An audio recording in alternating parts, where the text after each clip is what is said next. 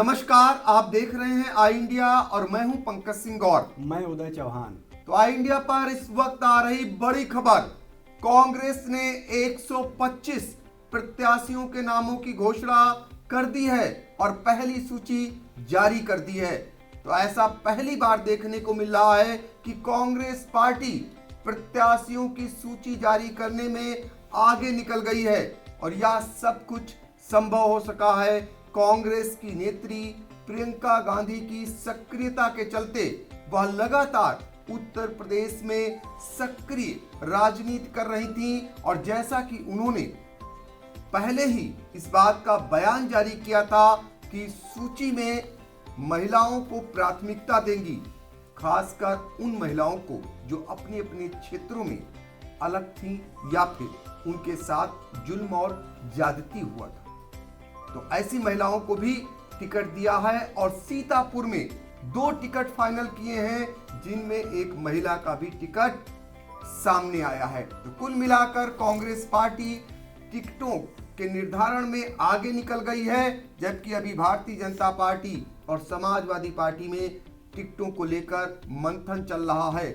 भाजपा में तो भगदड़ मची हुई है और समाजवादी पार्टी भारतीय जनता पार्टी में सेंधमारी करने में जुटी हुई है। इस बीच कांग्रेस पार्टी ने अपने प्रत्याशियों की घोषणा कर दी है। 125 प्रत्याशियों की जो सूची आई है उसमें कौन कौन प्रमुख नाम हैं और सीतापुर से किसे प्रत्याशी कांग्रेस ने बनाया है, सीधे हम चलेंगे अपने सहयोगी उदय प्रकाश सिंह के पास। वो हमें बताएंगे कि इस सूची में खास क्या है और सीतापुर से किसे प्रत्याशी बनाया है कांग्रेस ने।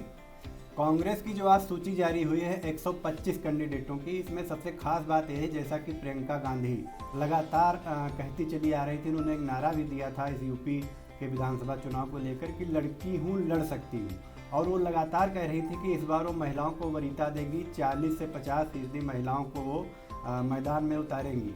तो अपने उस बयान पर वो खरी भी उतरी हैं। आज जो सूची जारी हुई है उसमें 125 उम्मीदवारों में से उन्होंने 50 महिलाओं पर दांव लगाया है। इन 50 महिलाओं में सीतापुर की बात करें तो सदर सीट से, सीतापुर सदर विधानसभा से समीना शफीक, जो कि जनरल सेक्रेटरी AIMC और x member national commissioner for women रह चुकी हैं, उन पर दांव लगाया है। इसके अलावा बिस्वा से अभिनव राजा भार्गव को यहाँ से टिकट दिया गया है। अगर पूरे यूपी की बात करें जो आज सूची जारी हुई तो उनमें कुछ प्रमुख नाम हैं महिलाओं के, जो इस तरीके से हैं। सदर जफर रामपुर खास से आराधना मिश्रा, उन्नाव रेप पीड़िता की मां को टिकट दिया गया है। सोनभद्र में आदिवासियों की आवाज़ उठाने वाले रामराज कोल को टिकट दिया है। शाहजहांपुर में आशा बहू, उन्नाव सदर से आशा देवी, शाहजहांपुर से पूनम पांडे, अल्पना निषाद, बारा से रितु सिंह मोहम्मदी खीरी, ये जो ब्लॉक प्रमुख चुनाव में साड़ी कांड हुआ था ये रितु सिंह हैं। और पंखुड़ी पाठक जो अभिनेत्री हैं, इन्हें नोएडा से टिकट दिया गया है। संभल से आज तक की पूर्व एंकर निदा अहमद, ये प्रमुख नाम है, इनको टिकट दिया गया है।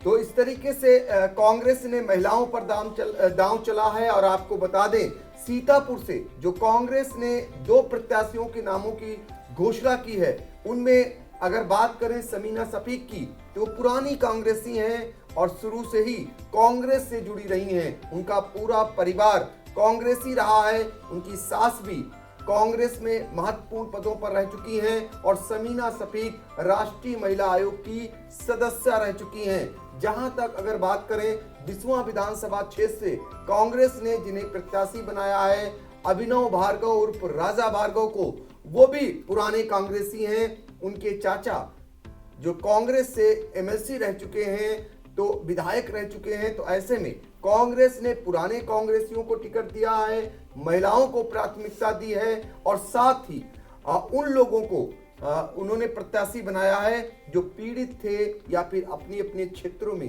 कुछ अलग पहचान रखते थे।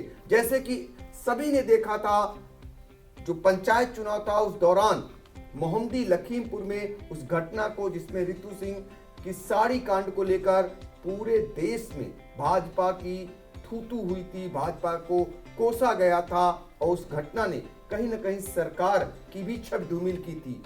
और आखिरकार कांग्रेस ने उन्हीं रितु सिंह को अपना प्रत्याशी घोषित कर दिया है। तो कांग्रेस ने महिलाओं पर दांव चला है और उन महिलाओं को चुना है जिनके साथ जुल्म हुआ है, ज्यादती हुआ है, या तो उनको टिकट दिया है या उनके परिवारीजनों को टिकट दिया है, या फिर उन महिलाओं को टिकट दिया है जो अपने अपने क्षेत्रों में कुछ अलग पहचान रखती हैं अपने कार्यों से। तो कांग्रेस का ये महिलाओं पर दांव है।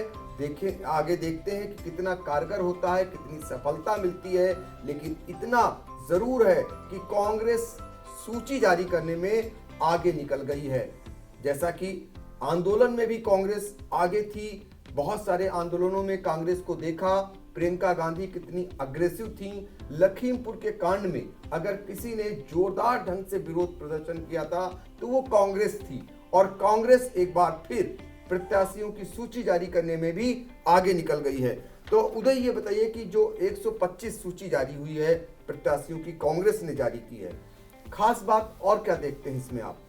इसमें और एक खास बात यह है कि 40 से 45% युवाओं पर भरोसा जताया है कांग्रेस ने, जो कि एक बहुत बड़ी बात है विधानसभा चुनाव को लेकर के। युवा कहते हैं ना कि युवा जिस तरफ चलता है पूरी हवा बदल जाती है, देश का कर्णधार माना जाता है युवा।